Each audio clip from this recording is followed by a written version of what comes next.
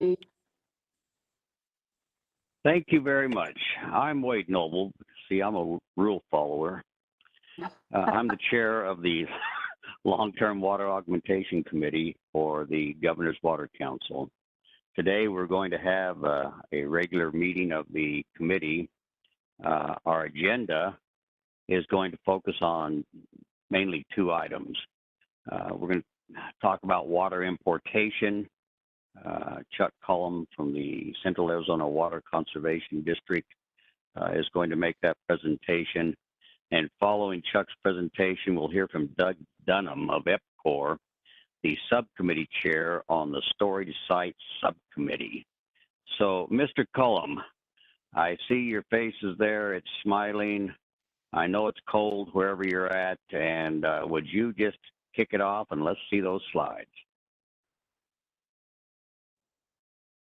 Thank you, Mr. Chair. Chuck Cullum. I'm Colorado River Programs Manager for the Central Arizona Project.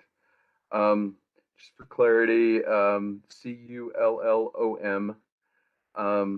Next slide, please. Oops. Sorry, we didn't catch that, Chuck. That's fine. I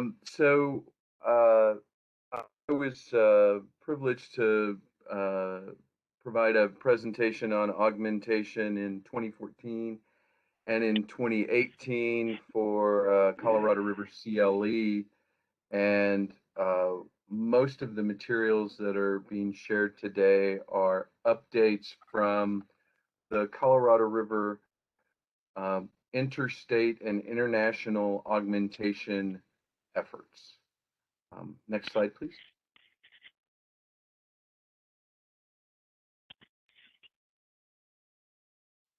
So I'm going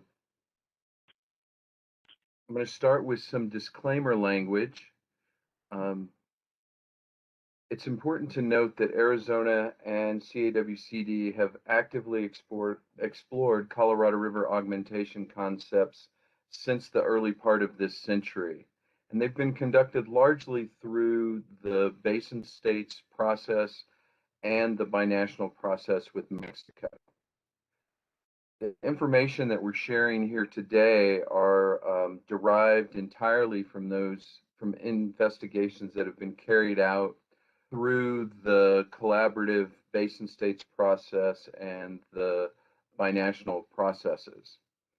And it's important to always remember that CAWCD has not endorsed development of the concepts outlined in this presentation. We have been participants in exploring ideas to address the future long-term risk to CAP, to Arizona, and to the Colorado River system. It's premature at this point to assume that these concepts are what the board or staff have endorsed as projects that should be implemented going forward. So just keep in mind, these are for informational purposes only. Next slide, please. So I'm going to start with a brief history of Colorado River Basin augmentation. It's important to keep in mind, it can be important to keep in mind why the conversation about augmentation has been in place for 80 plus years. First of all, the Colorado River is a relatively modest system. Its natural flow for the observed record 1906 through 2018 is about 14.8 million acre feet. That doesn't, the Colorado River is not in the top 25 river systems on a flow basis in North America. It's a relatively small river by continental standards. The reliability that we've enjoyed from the river is largely derived from the storage that has been put in place in Lake Mead and Lake Powell. This river system has about 4 times the amount of storage as average annual flow. In contrast, Northern California has about 1.5 times the storage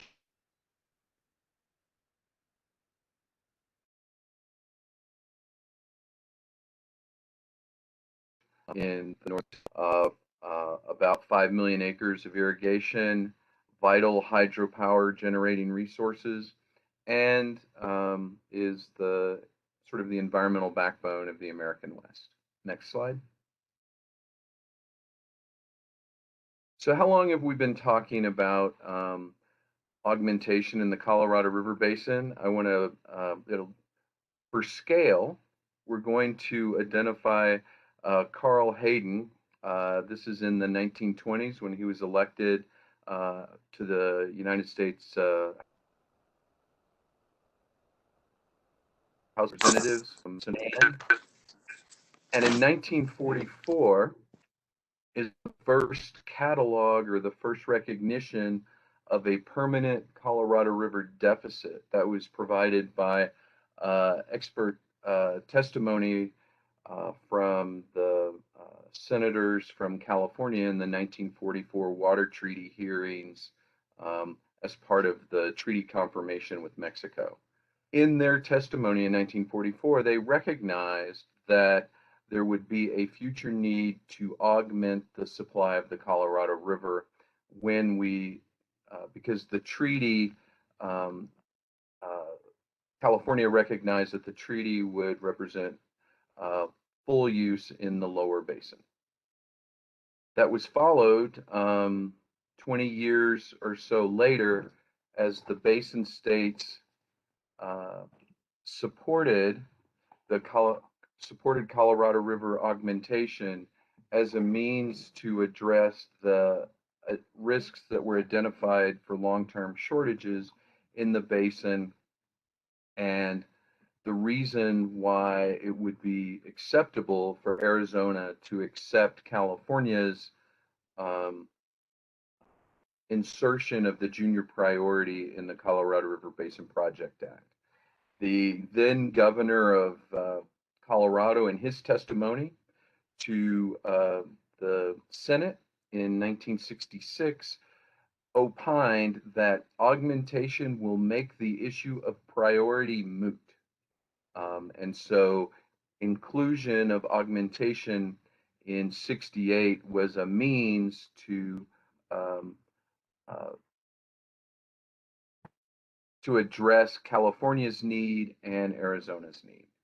In 1968, there was a study by the United States Department of Energy, and their study was, where could we develop nuclear power and desalination in the southwestern U.S. to address future risks of shortages?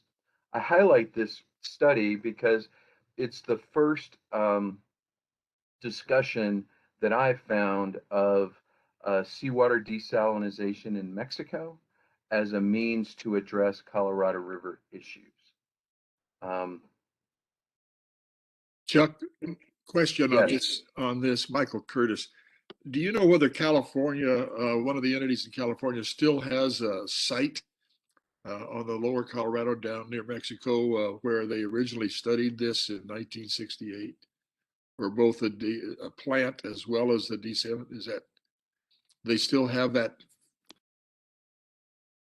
When you say site, there were sites identified in Imperial Valley, in Yuma, on the coast in Sonora, and they were all going to receive electricity from nuke plants that were actually eventually built at Palo Verde and San Onofre in California. So on the one hand, the study identified locations for nuclear power plants that could provide electricity for seawater desalination. Several of the plants got built for the power side, but none of the desal was ever constructed. So let's say Thank you. goodbye to young, dapper Congressman Hayden.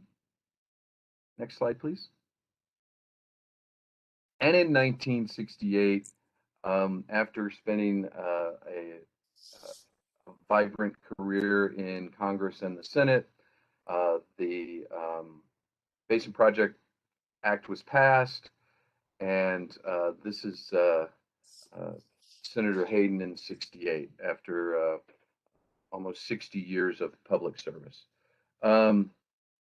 So following the 68 Act, Reclamation completed in 1975 the West-Wide Study. The take-home message from the West-Wide Study is that continued growth in the Colorado River system and the western U.S. Would require augmentation to maintain the reliability of those supplies, or we would need to change what future water use look like. 1993, Reclamation started a snowpack augmentation study and pilot program called CREST. And from 2000 to present, interstate parties, including CAP, the Metropolitan Water District of Southern California, Southern Nevada, and others, are funding snowpack augmentation in Wyoming, Colorado, and Utah. In 2008, the basin states, after the execution of the 07 guidelines, conducted a 7 basin state study of augmentation alternatives. The reason that study is highlighted because that study included seawater desalinization concepts in the Sea of Cortez region, as well as intra-basin transfers from the Mississippi and Missouri River basins. The 2012 Reclamation Basin Study included augmentation options as solutions to the difference, the gap between future supplies and future demands. It also identified importation both in the binational desal context as well as interbasin transfers. Following the 2008 study, the basin states asked for a short list to identify what things the basin states might explore going forward, and that short list study included the information that I'm going to share later on importation projects from the Missouri River Basin and desalinization projects with Mexico. In 2017, Minute 323 explicitly identified joint cooperative projects to benefit water users in the United States and Mexico to augment the Colorado River supply to address impacts from climate change and prolonged drought. The minute required joint study of seawater desalinization opportunities in the Sea of Cortez. That study was completed in 2020, and I'll provide an overview of its conclusions today. In summary, the discussion of augmentation has been around and has, just to be blunt, has exhausted people in their careers. It's an important concept, and it's one that we are making some progress as we think about what the future of the Colorado River looks like. Next slide, please. So this graph shows the Lake Mead elevations in context to policy and augmentation studies. So in 2007, Lake Mead was in decline. The basin states and the Secretary of Interior executed the 07 guidelines, followed immediately by the basin states augmentation study. reservoirs continued to decline, and Reclamation conducted a study of supply and demand imbalances and included augmentation as one of the means to address those imbalances. That was then followed by the Basin States Shortlist Study, which was completed in 2014.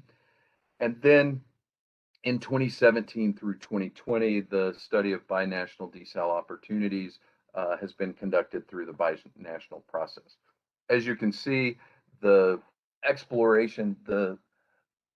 significant exploration of Colorado River augmentation in the Basin States and binational context have been framed by the understanding of risk of deep shortages and falling below critical reservoir elevations in Lake Mead.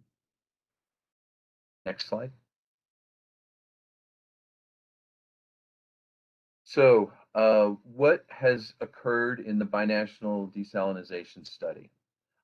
As I said previously, it was authorized under Minute 323. Minute 323's formal name is the Extension of Cooperative Measures and Adoption of a Binational Water Scarcity Contingency Plan in the Colorado River Basin. It was executed September 21, 2017. It expressed a very clear need for continued and additional actions due to declines in storage on the Colorado River system. Both Mexico and U.S. water managers and water users recognize that the continuing risk and vulnerabilities in the Colorado River system. And that was outlined and articulated in Minute 323. It also noted the existence of opportunities for joint cooperative projects. That's code language for conservation and augmentation to benefit water users in both nations through direct delivery or exchange, and including a binational desalination plant at the Sea of Cortez. So the minute included a list of desalination opportunities, including the Sea of Cortez, and water conservation options and concepts that will be explored in the minute. The results of the investigations of both new water sources projects, those are meaning augmentation, and the conservation projects will be compared and evaluated by the binational projects work group. The idea is that a priority for what to do next will be developed collaboratively between the U.S. and Mexico. Next slide.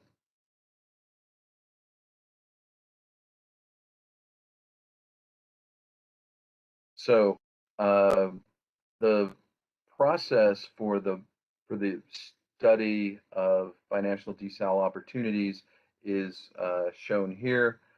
The minute authorized the creation of binational work groups. There's a projects work group, a desal work group, salinity work group, hydrology and modeling work group, and environmental work group. The structure of the work groups is that they include U.S. and Mexico stakeholders, and they receive their direction from the Minute Oversight Group. The Minute Oversight Group includes Director Brushatsky, a representative from California and Nevada, and a representative from the Upper Basin, as well as U.S. and Mexico federal representatives. The Binational Desalination Work Group is co-chaired by Director Brushatsky and Director Avila from the Water Commission of Sonora. It also includes federal and state stakeholders from the U.S. and Mexico, as well as NGOs, transboundary non-governmental environmental organizations like Pro Natura and Audubon and others. The work group established a study management team in the conduct of this study. The work group developed a scope of work for the conduct of the study. They asked CAP, because we have the ability to contract with consultants relatively easier than the other study participants. So we contracted with a binational team that included Black & Veatch, Jacobs Engineering, and Libra from Mexico. The work group established a study management team to work with the consultant to gather data and to support the effort. That study management team included included participants from the DCEL work group. The consultant prepared its work products, which were reviewed, edited, and confirmed by the binational work group, and then submitted to the Minute Oversight Group, eventually to the Commissioners of Reclamation, IBWC, and SELA. The study was jointly funded by 4 participants in Arizona, as well as California and Nevada. So DWR, CAWCD, SRP, Freeport, the 6th Agency Committee of California, and the Southern Nevada Water Authority. All in all, it was a true binational effort with lots of input and participation from all US and Mexico stakeholders. Next slide, please. So this very busy, colorful slide is a summary of the opportunities that were identified for binational desalinization and the constraints for by identifying environmentally sensitive areas both in the terrestrial and marine environments. The Sea of Cortez is a vital and important marine resource for Mexico, and according to Jacques Cousteau, when he visited there in the 60s and 70s, a vital resource for the world. So the development of seawater desalinization needs to respect not only the permitting and regulatory framework of Mexico, but also be sensitive to the unique environmental resources in the Sea of Cortez and adjacent terrestrial areas. So the consultants spent a lot of time identifying through collaboration with the environmental community and the natural resource regulators in Mexico at the state and federal level, areas of sensitivity. So what you see here are federal natural protected areas in Mexico, Ramsar sites. The Ramsar Convention is a UN criteria framework to protect wetlands, important birding areas, sensitive marine locations, marine priority sites, etc. The Vaquita Refuge area. The Vaquita is a endangered marine mammal similar to a porpoise. And so as we looked at desalinization opportunities, we needed to be carefully consider avoiding impacts to these sensitive areas. The red stars are the desalinization opportunities. We identified locations that could generate 100,000 acre-feet a year, and the combined delivery for use and exchange of 200,000 acre-feet. So we identified 5 opportunities where seawater desal plants could occur. We evaluated commercially available technology for seawater treatment and brine disposal, and did preliminary evaluation of what the limiting factors for development might be, including brine dispersion in the marine environment. The dashed black line goes up to Morelos Dam. That would be the point of delivery for use in Mexico and exchange in the United States. And you can see it's approximately about 200 miles worth of conveyance from Opportunity 5 to Morelos Dam. I think it's about 125 miles from Opportunity 1 to Morelos Dam. Again, the overall project sizing was 200,000 acre-feet a year of delivered water. We were able to use existing right-of-ways to navigate the upper Gulf of California protected areas. So when you see the dash line going through the green, that's an existing highway and railway right-of-way. Next slide, please.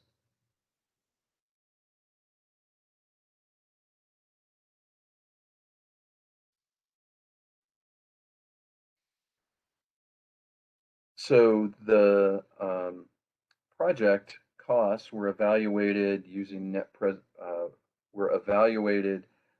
from a capital and O&M standpoint with assumed life cycle of 30 years, and we evaluated, the engineers did a net present value of the capital and O&M for the life cycle, and in the net present value calculation estimated that the unit cost for the project is between $2,000 an acre foot and $2,200 an acre foot. You can see that the capital costs, the all-in capital ranges from $4.5 to $5 billion. One thing I'd like to point out on this table is that all of our work products were provided bilingually. That is, all of the graphs, all of the tables, as you can see here, are in US and Mexican units, and English and in Spanish. So $5 billion annual operating costs are on the order of about 150 to 200 million a year, and you're generating 200,000 acre feet a year. This is entirely consistent with large capacity seawater projects in Israel, in Southern California, and in Australia. Thank you. Next slide.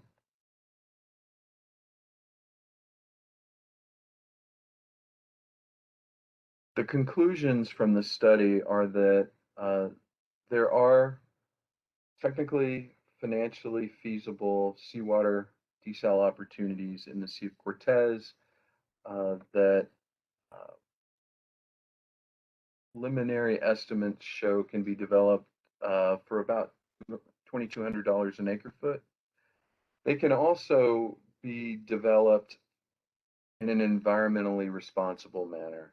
The consultant team spent a great deal of time and effort working with the environmental community and the federal regulators in Mexico to evaluate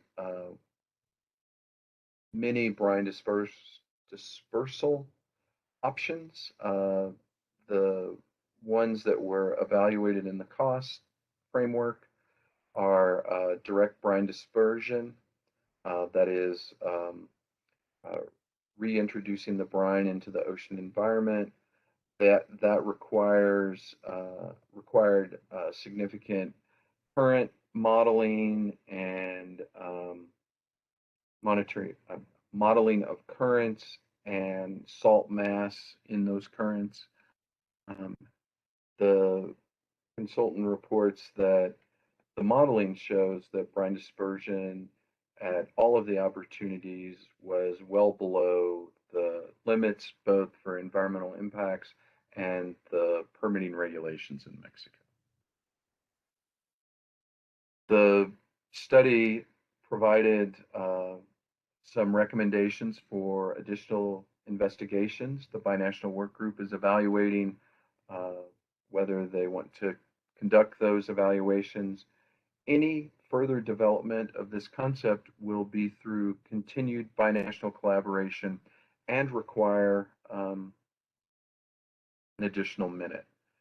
The links on this slide are to the executive summary for the report and the technical memoranda that the consultant team prepared.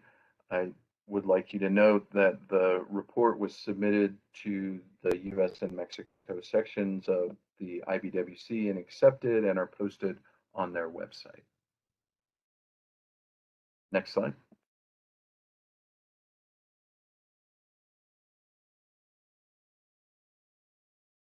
So now I'd like to pivot to the Trans-Basin diversion augmentation concept.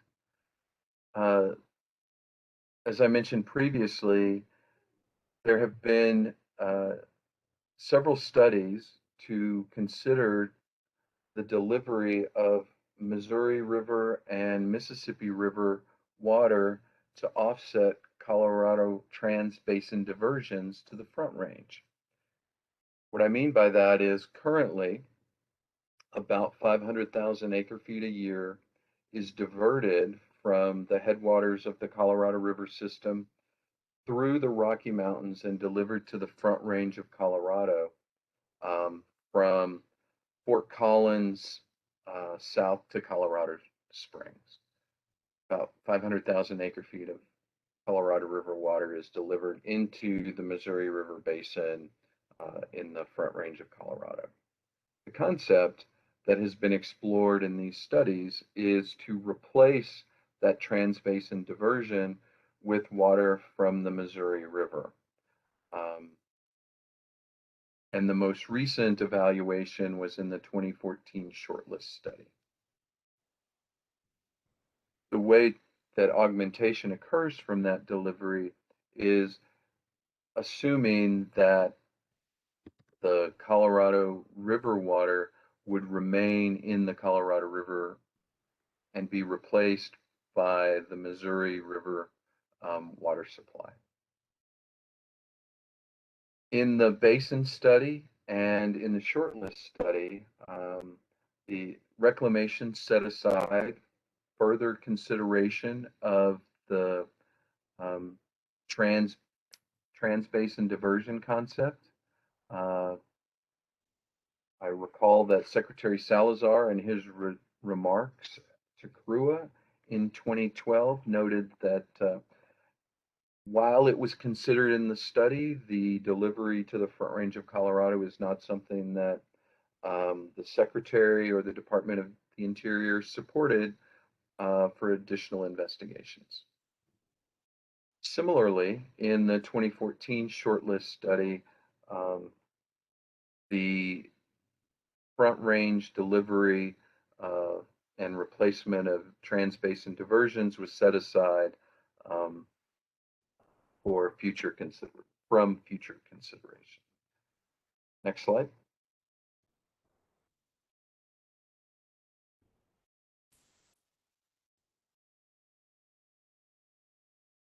As I mentioned just a minute ago, the Trans-Basin diversion currently is about 500,000 acre-feet from the headwaters into the Front Range. The concept for augmentation that was studied in 2014 would offset that Trans-Basin diversion by conveying water from the Missouri River near Leavenworth, Kansas, to the Front Range. The concept was evaluated at 200,000 acre-feet per year. It was noted that there are significant regulatory and permitting obstacles, including endangered species, rights of way, concurrence, and when I mean rights of way, I mean concurrence of the states through which this conveyance would pass from Kansas to Colorado. In 2014, the cost estimate was about $6 billion. Next slide, please.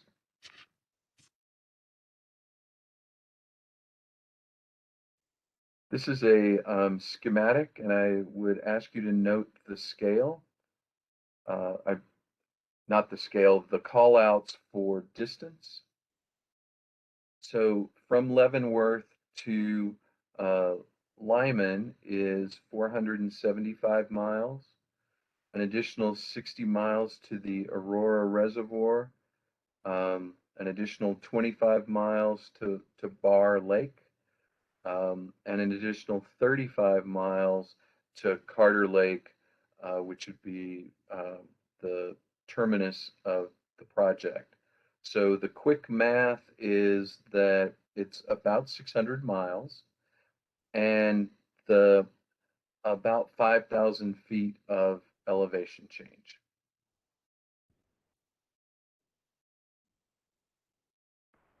The project concept, as identified by Black and Veatch at the time,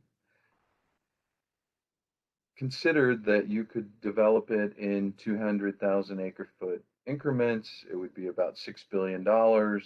Annual O&M is about $155 million. The unit cost on a net present value basis is about $2,200 an acre-foot and require 25 to 30 years. I'm sorry, could be implemented before 2040 was the target. Again, about 600 miles, 5,000 feet of elevation, largely pressurized, unlike CAP, where we get up to a contour and then flow with lift stations. This be a different energy consumption because of the need for a fully pressurized system. As I indicated, this concept was included in the Basin States 2008 study. It was considered in the Reclamation 2012 study and set aside for further evaluation based on Secretary Salazar's remarks in 2012, and was refined in the shortlist study and ultimately set aside by the Basin States. Next slide. All right, thank you.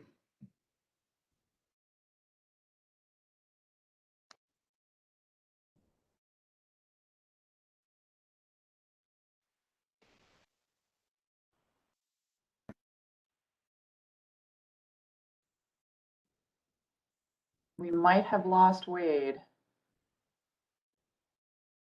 Wade, are you with us? I am now. Okay, good. Are we introducing Doug? Yes, let's do that. Is Doug on the screen? I think it's really important that we see Doug today. I'm just not exactly sure what he looks like. It's been a while. Well, if he joins us, then I think we'll understand. Doug, are you there? Wade, yes, I'm here. Unfortunately, my video connection is unstable this morning, so perhaps the extra pixels required to capture my full chin is causing havoc. It's probably very bright and white, and you know, it's going to be sunburned soon. And are you ready to begin, Doug? I am, sir. Okay, are we controlling the slides? Yes. Doug, take it away. All right, thank you, Mr. Chairman. So the Storage Site Subcommittee has met several times over the course of the last few months, and I have to commend DWR staff for some extra heavy lifting that they were able to pull together to examine potential sites and various criteria. The final concept is a set of guidelines that can be used for potential storage sites. And the final product I think is a pretty good wrap up of all the different things to consider. Unfortunately, during the last meeting, I was pulled away with another work commitment, so I was not able to attend that. And with that, I would like to turn this presentation over to DWR so staff can fully inform this committee of the draft product. And with that, I'll let DWR take it away. Okay, thank you, Doug. This is Carol Ward, Deputy Assistant Director with Planning and Permitting at the department, and I will begin this presentation. What I want to do is to briefly bring those of you who haven't participated in the subcommittee up to speed on its activities, and then get some input on our proposed outcome. So next slide, please. Okay, we'll start with the subcommittee purpose. It was formed to assist the department in identifying criteria for the selection of potential underground storage sites for possible revision of the potential water storage sites on Arizona State Land Trust, Arizona State Land Department Trust Land Report that was completed in 2017. Next slide, please. So that report was required by legislation that passed in 2016, which directed the Department of Water Resources and the State Land Department to identify potential sites on state trust land for water storage. The department identified sites based on several search criteria, looking for parcels that are located along a stream or water course, owned by the State Land Department, overlying basin fill or local alluvial stream deposits, and that are not along a canal near the Colorado River or in areas with many underground storage facilities already. So staff identified 331 locations across the state that met these criteria. Next slide.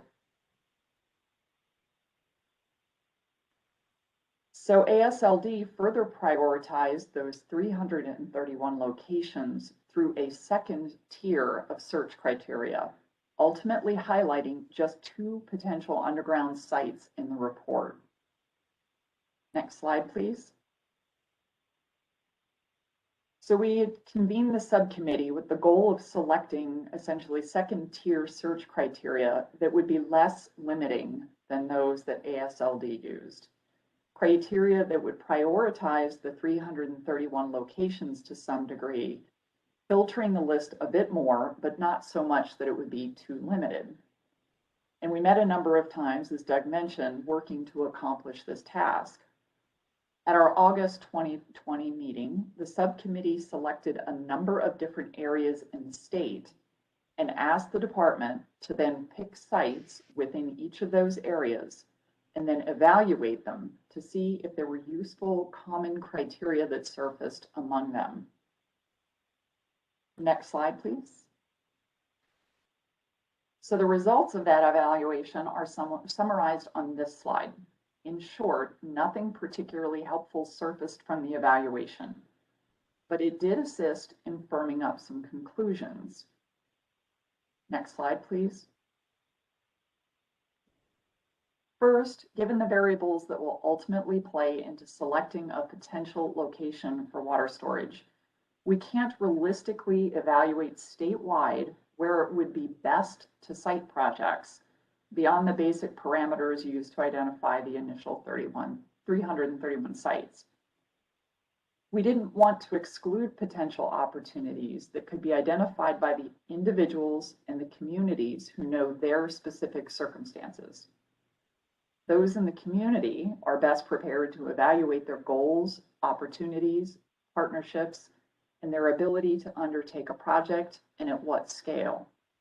These factors play a significant role in developing projects in ways that we as a state agency simply can't see from our offices. We tried to look at this through the eyes of someone who might want to undertake a storage project. What would we need to consider, and what resources might be helpful? So we initially shared the outcome of the site's evaluation that we had done and these thoughts that we had with Representative Griffin, and we discussed what might be useful with her.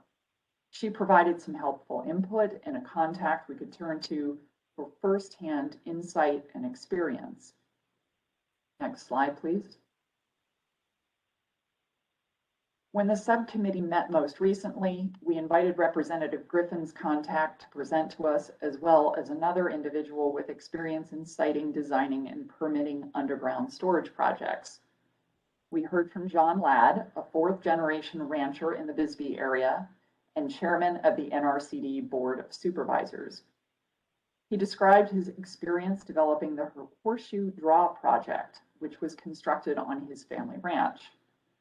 Nick Hunt, a Mojave County senior engineer, shared a range of projects in the Hualapai Valley Basin and Kingman Subbasin with us. So a number of items stood out from those presentations. First, local experience is invaluable. Many water storage opportunities are likely already available if you know what to look for. Both presenters knew from their experience where stormwater flows presented problems that needed to be solved. They saw those challenges as opportunities, and they were able to mitigate or eliminate the issues that had existed and provide benefit to the aquifer.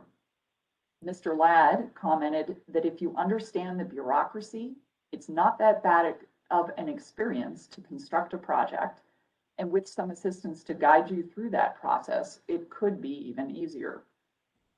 Having a source for information, getting a sense ahead of time for what it takes to accomplish and maintain these projects is invaluable. Both presenters noted that collaboration between agencies and the public and private sectors can make win-win projects a reality. These presentations reinforce the possible benefit of an approach that we then shared and discussed with the subcommittee. Emily LaDolce, who is part of the department's hydrology team, has been working to develop the idea, and I'll invite her to share that with you now. Next slide, please. And Emily, if you're available. Hi, thanks, Carol. Thank you. All right, so this is an overview of our proposed approach. We're calling it a guide to underground water storage facility site selection. The idea is this would be a document that includes steps and considerations to siting, designing, and permitting an underground water storage facility in Arizona. We are intending it to be a general compilation of the kinds of things to look for and think about, with the recognition that every community will be a little different. So the structure we have so far is up on the screen. The introductory section would outline the purpose of the document, give some background on how the project came about, and discuss the initial work by the state to develop statewide evaluation criteria, which Carol already touched on. Then after the intro, we've outlined what we're calling initial investigations for interested parties to consider. The 5 subsections here would take the user through a list of things to look at. So the first one is Arizona State Land Department land use status. And this is meant to identify conflicts between the proposed project and current land use. Here we would point the reader to a mapping website where they can find their parcel, see if there's an existing lease on the land, and start to get familiar with the neighboring land uses. The next one is technical feasibility. This section would go into water availability and runoff, soil type for infiltration, depth to bedrock. In this section, we would include pointers to local resources such as county flood control districts, as well as online calculators and tools that could be used to estimate these things.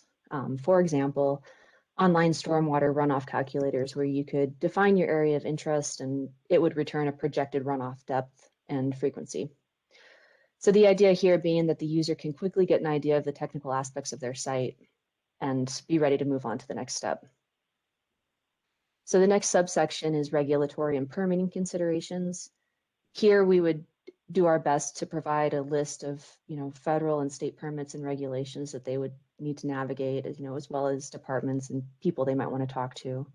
So this is a recognition that there's always going to be some level of red tape, and the section is really intended to help the user look for that in advance so they're not surprised later and they can work through it before they invest too much effort. After this, we have two smaller sections, facility conceptual development and facility design.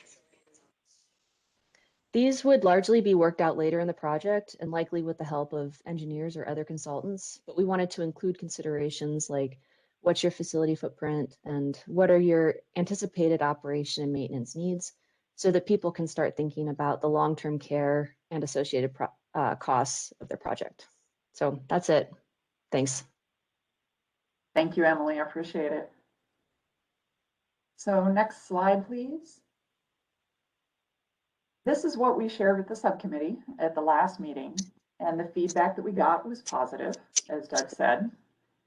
So rather than attempt to narrow the 331 sites that we had originally identified, we would provide all 331 sites as a starting point, and then this guidance to assist local stakeholders to make their own initial assessments. After the meeting, we forwarded an outline to the subcommittee to review and then comment on. And based on their feedback we get, we will continue to flesh this document out, creating a simple, straightforward narrative that walks the user through the basic information that will be useful to them. But we don't intend this to be anything dense or too technical. We want this to be a useful guide. We believe we can complete a draft of this document by the end of June. So Emily and I have done all the talking here, and I thought perhaps the chair of the Long-Term Water Augmentation Committee and if Doug, our subcommittee chair, has any further comments on this, or subcommittee members, we'd like to share their thoughts at this time with the larger committee. And we'd like to hear the thoughts of this larger committee about this proposed project. So with that, Mr. Chair, I'd like to open it up for comments and questions and some discussion. Well, there certainly seem to be a lot of people on this particular meeting that might have some questions or some ideas as to where we could go further with this. The ideas that have been presented today, the concepts are showing that this could be a significant opportunity for many communities and something that would be well within their financial capability as well. Any questions or items for discussion that come from those who are attending this meeting? I see that Catherine Sorensen has a question. Catherine, you're welcome to unmute yourself. Hi, thanks, Carol and Wade. I'm here for Sarah Porter on behalf of the Kyle Center, by the way. I know a lot of folks remember me from Phoenix, so I want to make that clear. It's nice to have you join us. Thank you, Catherine. Thanks. I think this is a great approach. It looks like really great work. I was just wondering if along the way, as you were talking with different stakeholders, if any concerns were raised about the potential impacts to downstream users, if that issue came up at all. Well, and I'll also let Emily and Jeff jump in. That's a good question, Catherine, because obviously that's going to be a consideration. And that's one of the things that we generally touch on in the guide. I can't say that we've specifically heard any concerns from the people that we've talked with, but there has definitely been a recognition that has to be considered. Jeff, Emily, do you have anything to add? I'll add, this is Jeff Inwood from hydrology at ADWR. I'll just note that Mr. Ladd, in his project, they are detaining water, but it is not, and they have water coming in and culverts going out. So the water is flowing through And that's, so the way they've structured that, they are only slightly detaining the water as it flows through.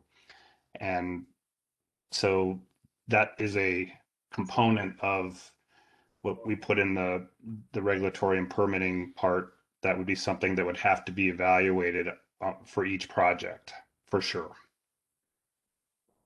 And Catherine, I think your question is a great one, but those issues would have to be addressed. And as Mr. Inwood says, in the regulatory permitting process, they would be addressed.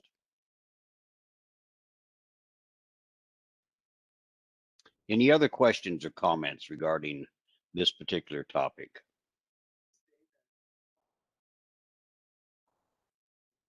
Thank you, Chairman. I'm not seeing any questions or comments in the chat box. Well, thank you then. The next item on our agenda is to determine what are the next steps for this particular committee. We've been looking at a number of issues. We know that we have the Water Council meeting coming up. I think that we ought to at least present some of these items with regards to where we are. Obviously, in the additional site storage, we're still in progress. However, Chuck's report today is probably something that we can make available at the Water Council level. Any other suggestions on where else we could go? We've been studying such things as phreatophyte management and forest management, watershed management. So those are the things we've been looking at. Wade, Yes. this is Sandy. And I guess it might be a question for this group or DWR. Really, it's one of the issues I think when we're looking at projects is cost, and there are alternative financing, I don't want to call them schemes, but options out there, you know, public-private partnerships, you know, use of federal funds. There's been some new funds made available. Is this the group that could provide guidance on that for the commission, or is that being discussed elsewhere? Augmentation projects have always had a cost. When we did our initial study, you might recall that we gave some parameters on projects that we put into the report, some ideas of what the cost would be. We could take a look at that again. I'm not really talking about cost necessarily. It's about funding, how to fund, you know, alternative funding sources, and, you know, what's available out there to assist communities in developing augmentation projects. We could take a look at that. Let's take a look at it, see if we have the capability to really get into that. That's going to take some resources. I'm not sure that that's well within ADWR's purview to be able to look at things in that area, but we might be able to figure out some way to do that in concert with others. I know that there are some of our communities that are always looking into those type of things. Let's see if we can't figure out something to do. Sandy, we'll do a little bit of that offline and see what we can come up with. Yeah, I think it would be helpful because the cost is always a big issue, and then people just walk away. But you know, you've got folks like the Beard that can do that, Mr. Dunham and their group, and there's a lot of different, I think, options out there that I think would help at least understand that better. I heard he went to the barber and the barber got out his pruning shears. Yeah, well, yeah, that would usurp our you know, campaign to have the Beard run for governor. So we're not going to do that. Hey, Sandy, this is Jeff. Were you just referring to the augmentation portion, not the water storage sites? No, just the augmentation side of things. Well, I mean, who knows? Maybe it's, I mean, part of the augmentation could come, I mean, you may need storage to assist in that because of seasonality and things like that. I mean, it could be partly that too, but it's, you know, really, when you're looking at augmentation projects, the dollar, you know, the price tag is going to, most people just like, oh God, we can never do that. But there are ways to look at that and make it more feasible through some alternative funding Great, thanks. arrangements. You know, and I remember long ago, is Ron Doba on this call? Many years ago when we were in some other room at ADWR and we talked about things, I kind of remember Mr. Doba having some insight into that because so many of the communities that he works with were looking for ways to fund various water projects. And it's just probably a whole other area that we've got to look into and see if we can't provide it. But if we're talking about augmentation, it's great to identify a project that might augment your supply. But on the other hand, not only do you have to have an idea of what the costs are going to be, you got to provide some sort of solution that says, okay, you can find money. Let us start working on that. That might be a worthwhile project for the committee. Mr. Chair, we'll consider how we might do that. It seems to me that I recall that at some point there was supposed to be a committee that looked at this. So I'll dig into our past notes and see if I can find anything that would be helpful. And I also think that it would be important to have people who want to volunteer from this committee to take that on. You know, I can't say that that's an area that we here at the department have expertise in. And I think that's been one of our challenges in the past, trying to look at funding is, you know, having the right people who have those insights. But we can certainly talk about what we might do further and see what we can come up with. Yeah, I think there are some of our associations or groups that already look at this quite a bit. So like I said, NAMWA, those are the type of things that maybe AMWA, although they contain many larger cities. So let's see what we can do to find out something and start working on that as a project for the committee. And just to let you know, unless we do have a lot going on already, and from a support side, it can be a little challenging to take on additional tasks. So we want to know that this is really a priority for this committee. Maybe that's something we could also check in with the council and see what feedback they might have, what suggestions they might have. You know, one of the great things about having these type of meetings is you can look down and see who's here and ask questions like, Warren, unmute yourself, come online. Can you hear us, Warren?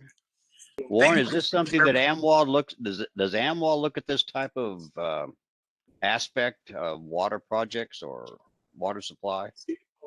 Well, it's certainly always an issue for our members in looking at, well, how are you going to finance improvements that are necessary? And I just wanted to echo that I agree that it is good to look at the financial aspect, because that usually becomes very problematic in what we're able to accomplish. And you know, you mentioned Ron Doba and some of the work in Northern Arizona. I know Kathy Ferris just noted in the chat room about the Water Resources Development Commission from a few years ago that looked at a number of projects across the state that were looking at augmentation opportunities. And I'm not sure if any have really been able to move forward, primarily because of the financial challenges. And I think it's real important to look at what are the issues that we still have within the state. Everything from how to resolve some of the water challenges that are up on the Navajo Nation to, you know, I know Flagstaff was looking at big augmentation programs. Other parts of the state have also. And even just funding fully wharf and groundwater pollution control and looking at how to develop direct potable reuse. Those things are all a lot of things right in our backyard right now that we really ought to look at and work on at the same time as we're considering these larger, big, grand projects that engineers really love to get excited about, or we all get excited about, such as desalination. So I just wanted to echo and agree with Sandy that I think that this is something that we ought to continue to explore and talk about in this committee. Thank you, Warren. Chairman, Go ahead. Yeah, this is Doug. Let's see if I get my video working here. Can you see me? Well, we can see you as a call-in user. Okay. Just to tag on to this, I would be willing to volunteer to kind of put together a short presentation for this committee on our experience in Texas. We just recently completed a very large water augmentation supply project in the state of Texas. It was the largest public-private partnership for water supply projects in the country, and I can kind of do some research on the background, our experience of bringing that project from the drawing board to completion, and share that with the group if that would be of interest. I think it would be excellent. We're going to have to get a hold of Ron Doba and get his input on this, but we're really also going to have to look at some other things. I believe we've discussed this at the council level before, because it's just a topic that is always present. Yeah, we have, and we've always expressed our concerns about just our group doing it, but I think at a minimum, at least trying to look at what was done in the Governor's Water Management Commission, maybe at least updating that. I think getting some insight from EPCOR would be really helpful on some of the, examples that they've done. But just to see if there's anything new out there that may enhance the ability to do this. Let's call it. So nothing big, but at least, or even just a subcommittee to go and take a look at that and update it. And I'm happy to participate in that. Let's call it project financing, and we'll start working on that. I suspect it'll be ongoing. I almost want to grab Catherine Sorensen and say, okay, why doesn't this come out of Morrison a little bit too? Their water blueprint is great. Maybe we could stick some ideas as to where to get the ability to do this type of work is also going to be helpful. Wade, I'm confident that Sarah would agree. Yes. Yeah, it's. So are we volunteering for Sarah to do this?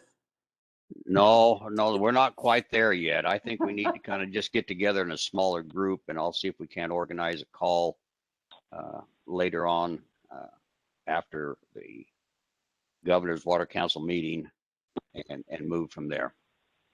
Great. All right. Thank you, Chairman. We have a comment in the chat. Kathleen Ferris has commented that there was a subcommittee of the WRDC on funding that looked at all kinds of things, including a bottled water tax. Oh, I remember that.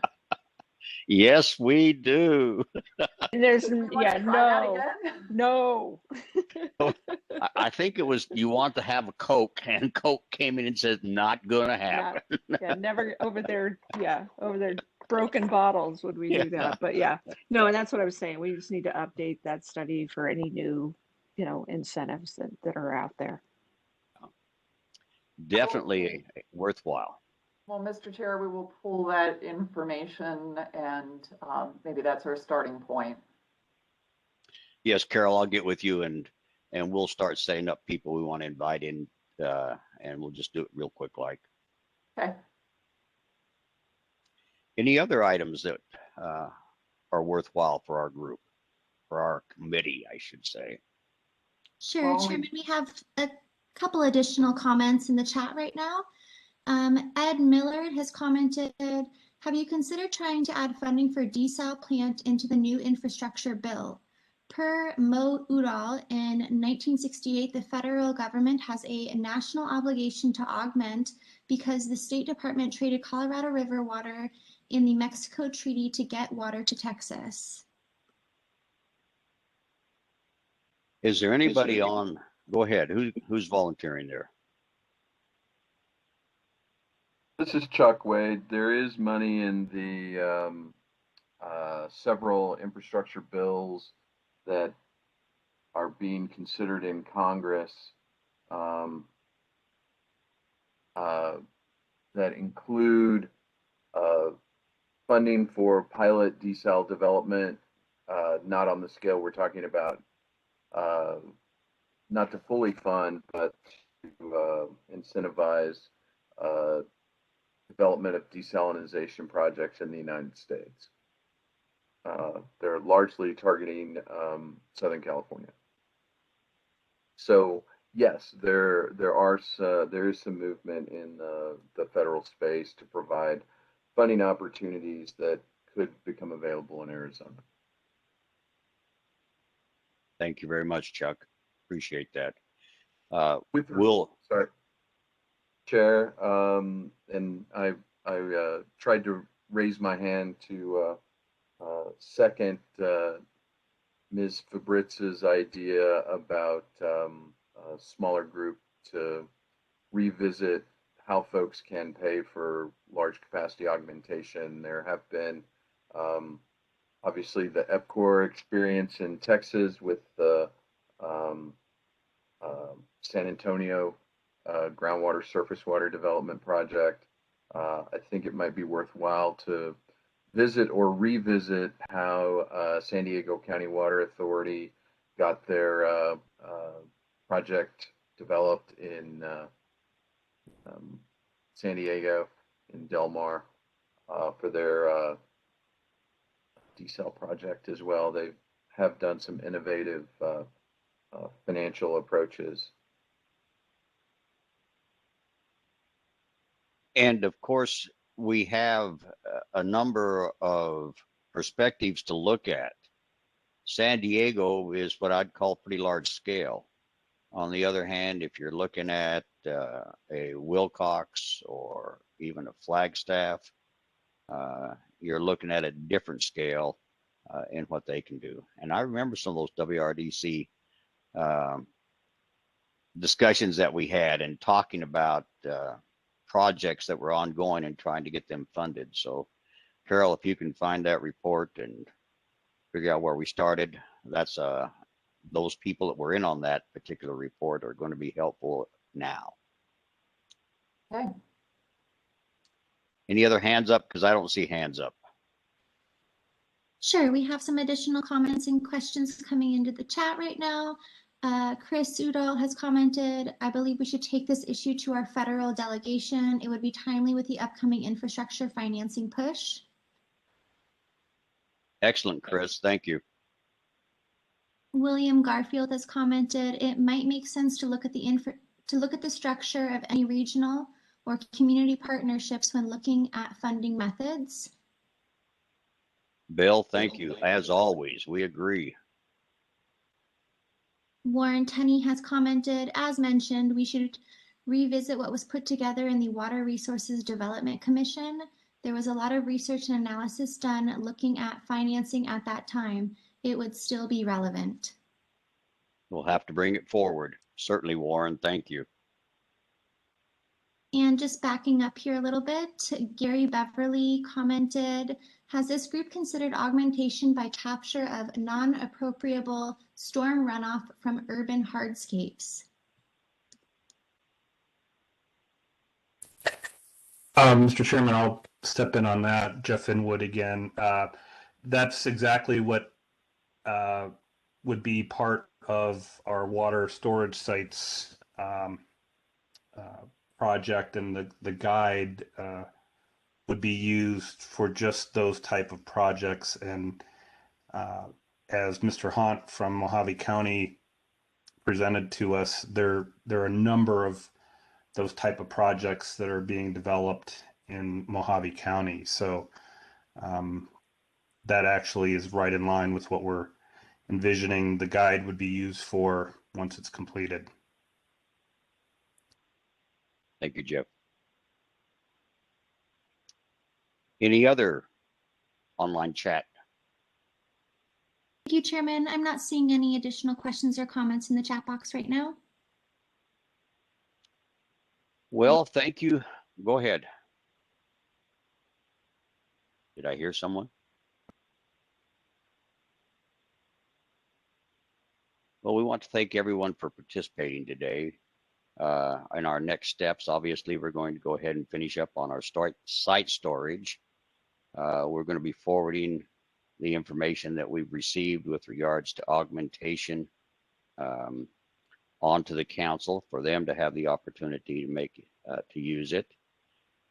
And then we're going to start developing this, how to pay for it, because as we have seen historically from the recollections in this meeting, we've looked at this before, but it continues to be an issue. And I'm not really hopeful that we're going to find great solutions for many people that are looking for it, but we certainly ought to find what there is and help them as much as we can. Augmentation always takes money. Okay. Anything else?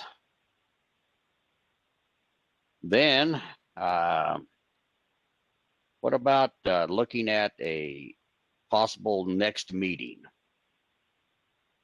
Carol, do you have any suggestions? Well, we were originally kind of working on a every 3-month or so schedule.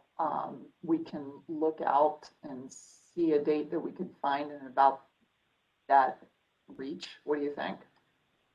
Okay, Carol, why don't you later on come up with some potential dates? Let's circulate them around and we'll go ahead and schedule that.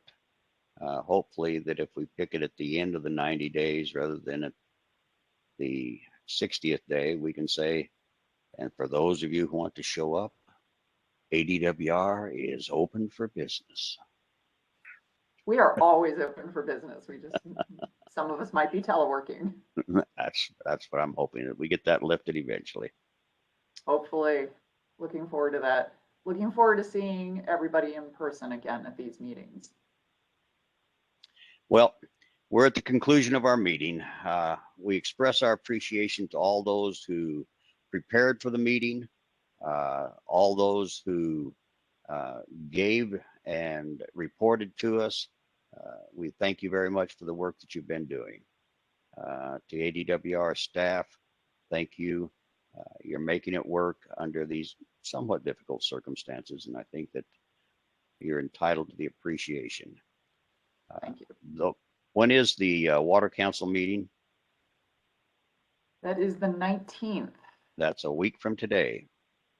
Yes, indeed it is, and it's a little different this time. We trying to accommodate legislators' schedules. We have set this one for 8 to 10 a.m. We really appreciate that, especially since some of us have 10 a.m. meetings, and so that we put at 10 a.m. because of the 8 to 10 a.m., you know. Thank you very much. Certainly. Carol, do you have any closing thoughts or comments? Well, I would like to note that on our contact slide here, we have the statewide planning manager. John Riggins is on the call with us today. The statewide planning manager is a new position here at the department, and John will be key to working with the council and the committees from here on out. So I would very much like to welcome John. John has been with the department for years now. He was most recently working in the compliance enforcement officer role, and he started his career here at the department working with the council and the statewide planning areas. So he's going to bring a lot of valuable skills and insight, and he's just going to be terrific for all of you to work with. So I'd like to welcome John, and feel free to continue to reach out to me or to reach out to John directly if any of you have questions or comments and follow up to any of these meetings. Thank you. And again, Chuck, Doug, thank you for your efforts there. I see we're losing people pretty fast, but so far, Mr. Hallen has stayed with us, and Bruce, we appreciate you staying on. So let's conclude the meeting. Thank you again. All right. Thank you, Wade.